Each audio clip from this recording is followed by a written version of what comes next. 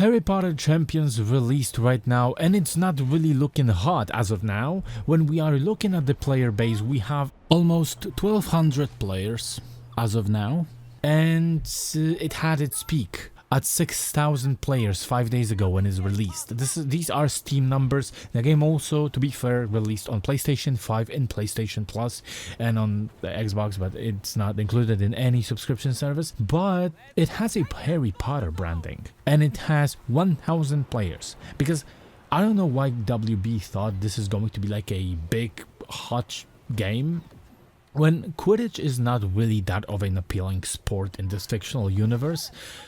And it kinda is a video game that most people are going to just play for a few minutes and they are going to tune out. But to be completely honest, well, I wasn't expecting this type of disaster. I was like betting on this game not doing very hard, but 1,000 concurrent players, well, that's kinda bad. By the way, the game had its lowest point, and it's not even reflected in them because it was just a split second, but it had the lowest point on 930 players, which is really bad. Suicide Squad was a big flop for WB, but Suicide Squad had its peak at 13k players on Steam. So we are excluding any other devices. Only Steam had 13k players day one, and it was a $70 game. This one is $30, and people are not excited because why would you pay $30 for a next game that is just going to be a multiplayer focused game, and it's about Quidditch only, which is not really that hot of a game anyway. We already had a Quidditch game, and nobody, like most people, don't even remember that we had it. Like Harry Potter Quidditch World Cup, we had this game. It released like in 2003, if I remember correctly, and nobody really gave a shit. And right now we have a second Quidditch game, and nobody also gives a shit. I don't see people talking about it. I don't see people being happy about it, and some people also are mad about it because supposedly in a playtest the game kinda looked different. Some people say on the Steam reviews, and you still play the 3 versus 3. And as I was playing on a PlayStation day after the release, I had to wait 2 minutes to find 5 people to play with. And it took this much time to find 5 players, and most of them that were in the game had characters leveled to a levels in the game that are really way ahead of me that already started the game at this point. So the game doesn't really have the player base, and it has crossplay. So I don't know what happened. The game also has single player mode, but you still have to be online. You still have to be logged in to the Warner Bros account. This is not good, and I would assume that maybe if listen to me. I know people don't like this idea probably, but if the game was free to play with monetization and it would be actual live service game, maybe it would be better. Right now it is $30 game, dead game, on arrival, and we have no monetization in the game.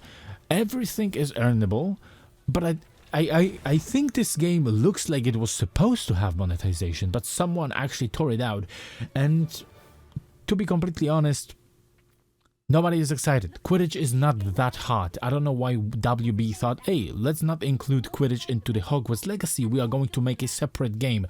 No, bro, it's not that hot of a game to be a standalone. Like I said, we already had Quidditch World Cup in 2003, and nobody remembers this game. And this game plays really very similarly to the game that we received back in the day. You still have to fly behind the snitch and wait till you catch it because the meter has to fill in, and like I mean, it's not that of a hot game that people are going to be playing. And you play 3 versus 3, and every single player in the game plays 2 separate characters. So you play every single one of you play chasers, and the rest plays a different and the rest of the characters like a beater, or for an example you have Seeker and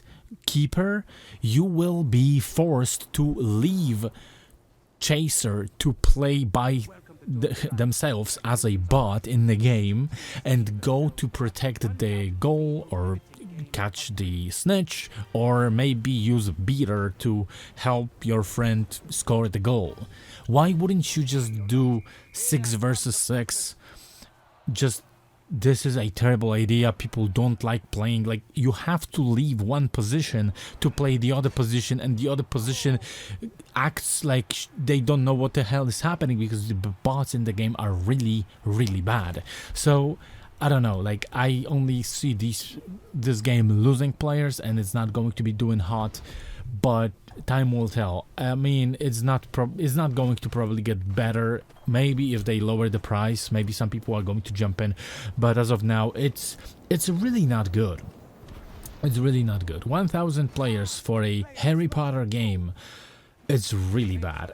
And they actually thought they have something. They thought that people bought Hogwarts Legacy, so they are going to be like, oh yes, Quidditch. No, people are not excited for Quidditch, and we had one experiment in the bag, and these days we have a second experiment, and it's not. And the game is fully like focused on the multiplayer. You have single player, you still have to be logged in. Bots are bad, and the single player is not really a good experience because of the bots that are really, really painful to play with. But you have still to experience bots in a multiplayer component, which is wild. We are going to see if they are going to introduce the microtransactions, because I see this as a flop, and WB had flop. WB had Suicide Squad, and Suicide Squad had 13k players, $70 game, 13k players day one, and this game had 6k players day one, and it's half of the price. I mean, less than half of the price, because it's $30. So wow, and it's Harry Potter branding versus Suicide Squad that supposedly everyone says that nobody cares about Suicide Squad. So I mean, it's bad. Suicide Squad was an awful game, and this one is way better than Suicide Squad. It's a decent game with some problems that I may do a review of this game full, but I mean, it's nowhere close, and it would deserve to have more plays, but no, it's not going to be, because it's not that exciting to play Quidditch. And I guess WB executives didn't really know that it's not that exciting. They even tried having Fortnite graphics in this game to bring the younger audience, and it's not working. So yeah, $30 for this game was a mistake. It was supposed to be a free-to-play game with microtransactions. If it would be that, it probably would have maybe like 20k, I say, and would kind of bleed the players, but it would actually have some standing, and maybe some people would stick around and buy. This ain't it, and the game feels kind of bare bone, so a lot of people are going to just go play something else. At one point, the game actually dropped to 930 players, which is wild. It falls below 1,000 concurrent players. So, not good. That is all. Bye.